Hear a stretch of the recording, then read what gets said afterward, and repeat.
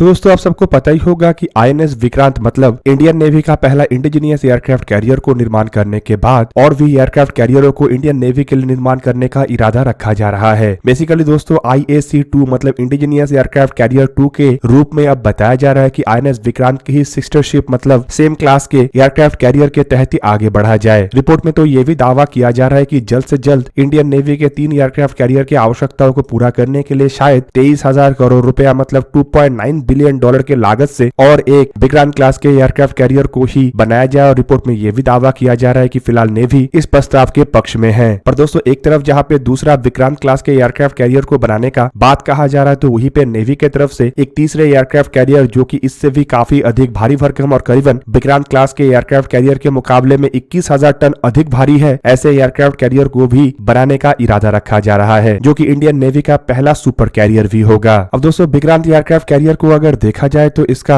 वजन करीबन 44,000 टन के आसपास है, जबकि भारत जो सुपर कैरियर को बनाने का इरादा रख रहा है इसका वजन विक्रांत एयरक्राफ्ट कैरियर के मुकाबले में करीबन 21,000 टन अधिक होना है, मतलब करीब करीब ये 65,000 टन के आसपास होगा। और रिपोर्ट में यह भी दावा किया जा रहा है कि भारत की तरफ से इस तरीके के एयरक्राफ्ट कैरियर को बनाने के लिए कम से कम $5 बिलियन खर्चा किया जा सकता है। अब दोस्तों यहाँ पे एक चीज तो ये साफ हो गया कि जो नया एयरक्राफ्ट कैरियर या फिर कहे तो तीसरा एयरक्राफ्ट कैरियर होगा वो सुपर कैरियर होने के साथ साथ आकार में बड़ा और काफी सारे आधुनिक टेक्नोलॉजी से भी लैस होगा, जैसे कि एयरक्राफ्ट कैरियर में काटोवर कॉन्फ़िगरेशन होगा, मतलब ये विक्रांत क्लास या विक्रमादित्य एयरक्राफ्ट कैरियर के जैसे स्की जंप के जगह में कैटपुल लॉन्चिंग सिस्टमों का इस्तेमाल करेगा और इसका जो डेक है वो संपूर्ण सपाट मतलब समतल होगा। वहीं पे दोस्तों दूसरी तरफ ये भी बताया जा रहा है कि काटोवर कॉन्फ़िगरेशन में भी इसमें सबसे आधुनिक टेक्नोलॉजी मतलब इलेक्ट्रोमैग्नेटिक एयरक्राफ्ट लॉन्चिंग सिस्टम और एडवांस अरेस्टिंग गियर जैसे इक्विपमेंटों का इस्तेमाल किया जाएगा, जो कि अमेरिकी एयरक्राफ्ट कैरियर मतलब फोर्ड क्लास के एयरक्राफ्ट कैरियरों में ही फिलहाल इस्तेमाल हो रहा है। दोस्तों कुछ दिन पहले मैं आप लोगों को एक वीडियो के माध्यम से ये भी बताया था कि अमेरिका के जनरल एटॉमिक जो कि इन सिस्टमों का डेवलपमेंट करता है उसके तरफ से भारत के साथ काम करने का इरादा जताया गया है और इंडियन नेवी भी ऐसे सिस्टमों को चाहता है। यहाँ पे दोस्तों आप लोगों को ये भी जान के रखना चाहिए कि फिलहाल फोर्ड क्लास के एयरक्राफ्ट कैरियर का वजन 1 लाख टन है और इसमें जनरल एटॉमिक के ये एडवांस तरह सिस्टमों का तो इस्तेमाल हो ही रहा है। साथ में जनरल एटॉमिक की तरफ से ये भी जानकारी दिया गया है कि कंपनी चाहेगा तो छोटे एयरक्राफ्ट कैरियर के लिए भी ऐसे सिस्टमों का डेवलपमेंट कर सकेगा, मतलब भारत के 65,000 टन के एयरक्राफ्ट कैरियर में भी इस्तेमाल करने के लिए ऐसे एडवांस इलेक्ट्रॉनिक कैटपुल लॉन्चिंग सिस्टम और एडवांस लैंडिंग गियर का भी निर्माण किया जा सकता है।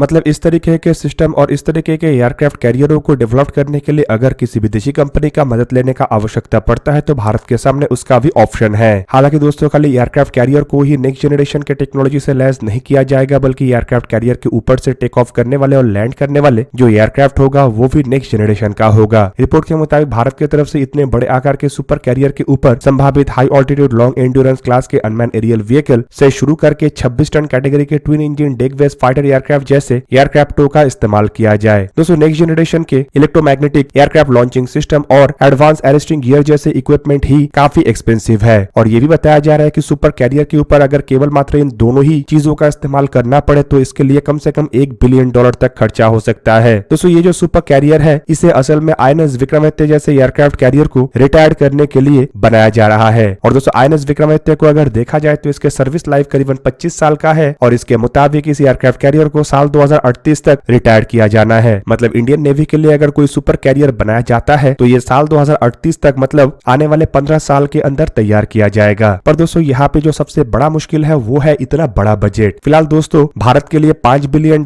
एफोर्ड करना कोई बड़ा बात नहीं है, लेकिन एक जहाज के लिए $5 बिलियन खर्चा करने के लिए कितना हद तक ministry of defence, cabinet committee on security और नेवी एक मत होता है ये भी अब देखना पड़ेगा। अब दोस्तों दूसरी तरफ अगर इंडिया का पहला indigenous aircraft carrier INS Vikrant को देखा जाए तो इसे भी लेके बड़े बड़े खबर आ रहा है। आप सब लोगों को पता ही होगा कि ये जो एयरक्राफ्ट कैरियर है ये पिछले साल ही इंडियन नेवी के हवाले कर दिया गया था और उसके बाद प्रधानमंत्री नरेंद्र मोदी के प्रेजेंस में इसे कमीशन भी किया गया। पर दोस्तों कमीशन करने का मतलब ये नहीं कि ये एयरक्राफ्ट कैरियर संपूर्ण रूप से ऑपरेशनली डिप्लॉय होने के लिए तैयार है, बल्कि दोस्तों कमीशन करने के बाद भी एयरक्राफ्ट कैरियर के कुछ एविएशन ट्रायल को करना बाकी था और रिपोर्ट के मुताबिक हाल ही में इसके एविएशन ट्रायल को भी शुरू किया गया। एविएशन ट्रायल असल में गोवा से करीबन 80 किलोमीटर डिस्टेंस में अरेबियन सी में अंजाम दिया जा रहा है और दोस्तों एविएशन ट्रायल के लिए एयरक्राफ्ट कैरियर के ऊपर MiG-29K और LCA नेवी मतलब तेजस एयरक्राफ्टों के नेवल वेरिएंटों का इस्तेमाल किया जा रहा है। अब दोस्तों यहाँ पे आप लोगों को ये भी जान के रखना चाहिए कि नेवल वेरिएंट फिलहाल ऑपरेशनल नहीं है, बल्कि ये एक तरीके के केवल मात्र एक्सपेरिमेंटल वेरिएंट है। दूसरी तरफ इसके अलावा भी हेलीकॉप्टरों का इस्तेमाल किया जा रहा है और रिपोर्ट के मुताबिक एयरक्राफ्ट कैरियर को जब ऑपरेशनल डिप्लॉय किया जाएगा तो इसमें MiG-29K जैसे एयरक्राफ्टों के साथ साथ स्वदेशी ध्रुव हेलीकॉप्टर, अमेरिका से हाल ही में खरीदा हुआ MS-60R रोमियो हेलीकॉप्टर और इंडियन नेवी के कामोब जैसे हेलीकॉप्टरों का इस्तेमाल किया जाएगा। पर दोस्तों इस एयरक्राफ्ट कैरियर को लेकर अब बड़ा खबर ये है कि जल्द ही ये ऑपरेशनली भी रेडी हो जाएगा, मतलब संपूर्ण लाव लश्कर के साथ डिप्लॉय होने के लिए भी ये एयरक्राफ्ट कैरियर तैयार होगा। दोस्तों फिलहाल रिपोर्ट में दावा किया जा रहा है कि INS विक्रांत एयरक्राफ्ट कैरियर संपूर्ण कैरियर स्ट्राइक ग्रुप और लीथल एयरक्राफ्टों के साथ मई 2023 तक ऑपरेशनली डिप्लॉय होने के लिए तैयार हो जाएगा। और दोस्तों